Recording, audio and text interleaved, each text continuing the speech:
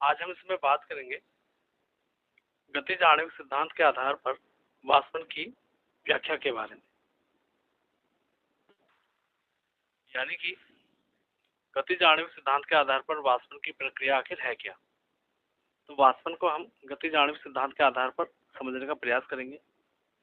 जैसा कि हम सभी जानते हैं कि जो द्रव है वो अणुओं से बना होता है और द्रव के अणु अनियमित रूप से गति करते रहते हैं और जिस कारण ये अणु आपस में टकराते रहते हैं।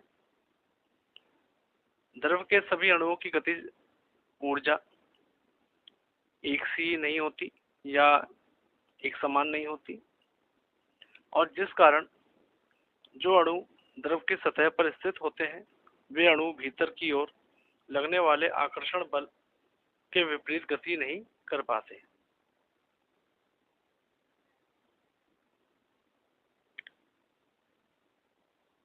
तथा द्रव का जो तल है उसे नहीं छोड़ पाते, लेकिन कुछ अणुओं की गतिज ऊर्जा इतनी अधिक हो जाती है कि भीतर की ओर लगने वाला आकर्षण बल उनकी बाहर की ओर की गति को नहीं रोक पाता है और इस कारण द्रव के कुछ अणु उसकी सतह को छोड़कर वायुमंडल में जाने लगते हैं और यही क्रिया जो है वाष्पन कहलाती है।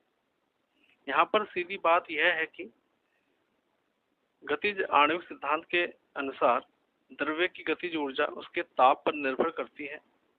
अधिक ताप पर अणुओं की गतिज ऊर्जा अधिक तथा कम ताप पर अणुओं की गतिज ऊर्जा कम होती है और द्रव के वाष्पन की क्रिया में द्रव के अधिक गतिज ऊर्जा वाले अणु द्रव की सतह को छोड़कर वायुमंडल में उड़ जाते हैं या चले जाते हैं।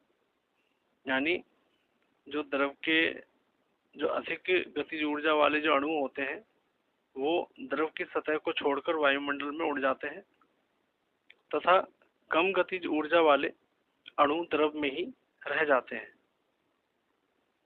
यही कारण है कि वाष्पन क्रिया के दौरान द्रव का ताप कम हो जाता है। तो इसमें बस आज इतना ही।